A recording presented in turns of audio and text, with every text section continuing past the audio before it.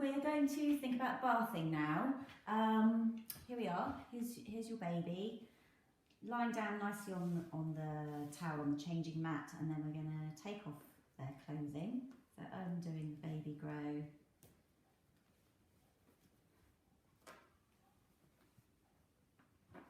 Off comes that one, still doing all of your lovely talking and smiling and singing, and hey, we're going to have a bath. This is going to be exciting.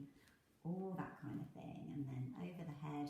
When they're really small, you know, lifting their head like that, just supporting their head and gently bringing their head back onto the mat here, and then opening up their nappy, having a check if you need to, doing what we did with the nappy session, just wiping from front to back. What I should have said in the nappy session as well is when they're there like this, if there's lots of poo and stuff, you can of course use the nappy to get some of that off first before you start doing the front to back wiping. Then it's picking up your baby. So if we're just assuming that this baby is a really young baby and we're going to put, it's a little boy, so we're going to put our hand underneath his head like this, underneath his body, and keep him nice and close to us as we're going over to the bath. And then we're coming into the bath and we're going to just lay him in the bath like so. And when they're really little, you can just support their neck and their head like this with one hand. This is a plastic doll, so they're floating, but your babies, they'll have gravity, so they'll be down into the water like this. And then we can just give them a splash. Now, what I have totally forgotten to say to you, I'm just going to put him back here for a second, is of course we wouldn't do that straight away. We would always check the temperature, which I had before we came on film, but just to say it as many times as I can, just always just putting your elbow in like this, and if it feels just like the body temperature of your elbow, that's perfect. If it feels a bit cool to the touch, that's fine too. Some babies will tolerate quite a cool bath. Other babies might like it a bit warmer, just like we do, but what you're mainly looking for is just making sure you don't put your elbow in and think, oh gosh, that's too hot. If you want to, there's different bath time thermometers you can get like this, that you can just put into the water like so while you're changing, and then that will just reassure yourself that the water temperature is fine for your baby. In terms of level of water, that's something that we often get asked. But on the bath, there's usually a place that might say water level up to here, but as long as you're supervising your baby, you can have it as shallow as deep as you like. The thing that we're trying to avoid is the baby's head going under the water, isn't it? So just making sure that you use your judgment, and you know, if you want them to have a deep bath, that's fine, but we're just going to keep their head above the water. So we're going to go back and now assume that this baby is a little bit older, so he's really starting to kick around at bath time. He's excited, he knows that it's time for his bath, and he's got a bit more head control, but his head is still a little bit floppy like this. So this time we're going to pick him up, and then we're going to hold him like this around the shoulder and have his head, can you see, against my wrist like this.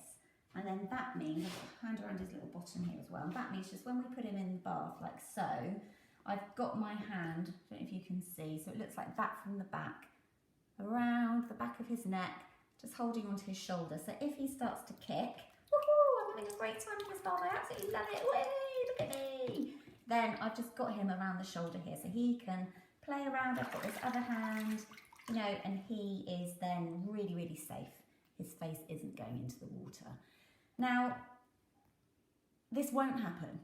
But if it did, just say you were holding them like this and accidentally they'd had a developmental leap without us really noticing, and then they started kicking around and they did this.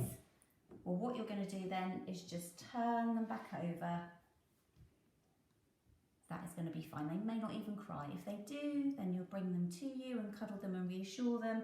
But what we know that is so amazing about nature and about babies is that they've got their dive reflex, haven't they? So if they do go under the water for a millisecond, that water is going to be swallowed. Not like us, ours would go into our lungs, but with babies, they've got the dive reflex. It diverts the water so they can hold their breath a little bit instinctively, but also any of that water that they swallow is going to go down into their tummy rather than into their lungs. That's why you get videos like, you know, the album covers, say like the Nirvana cover, where the little baby is kind of swishing through the water, and you know, doing water babies classes or puddle ducks or turtle tots or whatever all those classes are. It's about kind of putting the babies under the water just for a few seconds, and their dive reflex will activate. Something that can be really good to help with learning to swim and being comfortable with water is when they're in the bath playing, you can always just do a little bit of this. Hi! Oh, look at you! Aren't you amazing? And just doing that and just getting them used to that water kind of coming onto their face. And you'll probably find that they just do this, you know, and then open their eyes again and they're absolutely fine. Okay, so lots of speech. I'd say with the bath thing, it's probably more, rather than kind of helping to clean them, which of course it will, it's more of a social time. You can clean them probably more effectively by using cotton wool and water when they're on their changing mat, which we'll look at in a minute. But so in the bath, just let them have a really, really lovely time. Making sure that you've got everything ready for when they come out, because they can get really cold sometimes, babies. So you might have, I'm just going to put him down on the mat here, you might have your partner who is able then to use a towel to take your baby from the bath, or you might, if you're on your own, have your towel like so in your teeth, and then when your baby's in the bath, you've got your towel ready. Baby's fine there, you're doing the hold that we said. You're putting your towel ready in your teeth like this, and then you're saying, okay, out we come. There we go, and then they're coming straight onto you like this. And then you've got the towel ready, and you can cooch them up like that, and you can give them a lovely cuddle and sing to them, and then they can come down onto the mat like this, supporting their head, down onto the mat like this, and then just making sure that they're all really dry. And the same as when we did with the nappy changing session, it's just making sure that we really, really dry them after a bath. So the bits that you're going to pay attention to will be the inside of the elbows, underneath their armpits, all around their thighs, all around their bottoms, just like we said before. And the other bit is going to be under their chin here. This doll won't do it because it's a plastic one, but your babies, you know, their heads will be like this because they haven't got that head control, and you will be lifting up their head and just wiping underneath here. So you'll have a piece of cotton wool. Where's my piece that I had? Yeah, here it is. Piece of cotton wool, and then you're going to just tilt their head back like this, and then you're just going to wipe around there, because when they're feeding, what often happens is that they're drinking milk, and then that milk is dribbling down and into their chin, or sometimes behind their ears. So it's a really good idea just to give them a little wipe, and then just wiping around their chin like this.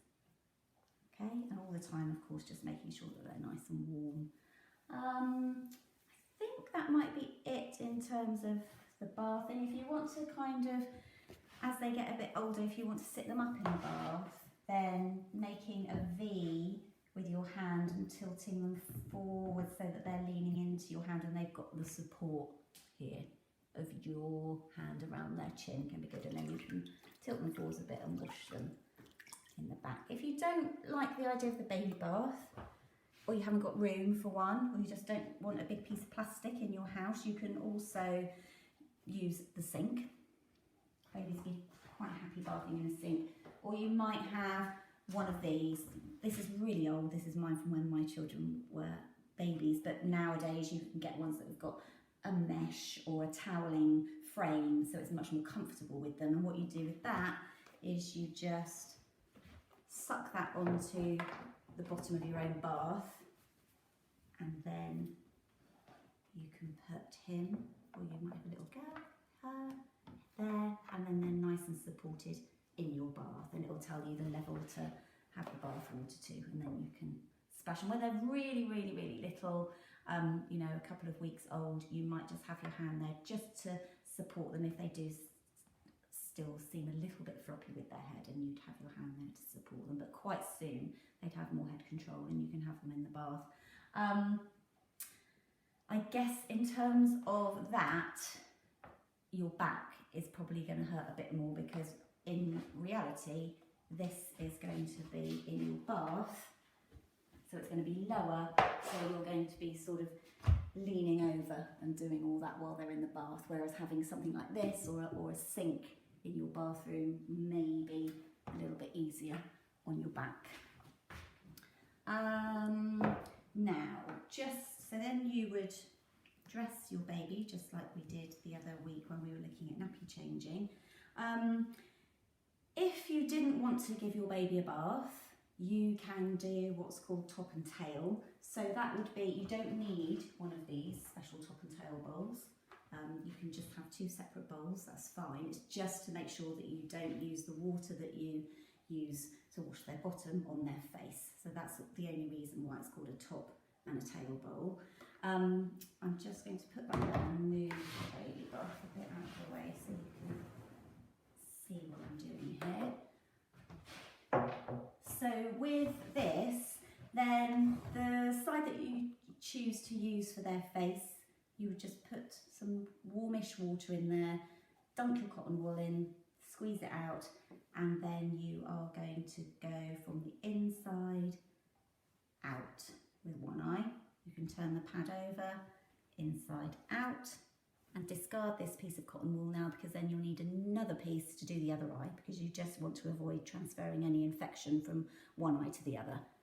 So same thing in the face water, or the top water if you want to call it top and tail, and then going from the inside of the eye out, the side and out. And then you could always use that bit to do what we just talked about, going around their ears and under their chin. And then when you work down their body, you come onto their bottom, and then you're using the other side, and then nude cotton wool in, squeeze out, and then just as we've talked about already, is going from the front round to the back and discarding that piece of cotton wool. In terms of, just before we finish, I'll just bring you these things to have a look at here. The NICE guidelines say that all newborn babies don't need any of these things for the first 6 weeks. Their skin is really, really, really soft and sensitive, so it's just using warm water and cotton wool for those first 6 weeks before you start introducing any bubble baths or baby shampoos or baby lotions. And then talcum powder, this one is completely contraindicated because of links with childhood asthma, and then there's a test case, I think, ongoing at the moment in the States, that there's possibly a link between talcum powder use and ovarian cancer. So this one is a no-no. This would have traditionally been used anyway, just to make sure your baby was really, really dry. So I guess, you know, you can just go back to that principle of just really, really drying in between all the little creases and making sure everything is really, really lovely and dry before you put their nappy on and dress them again. I hope that was useful. Thank you, and see you soon.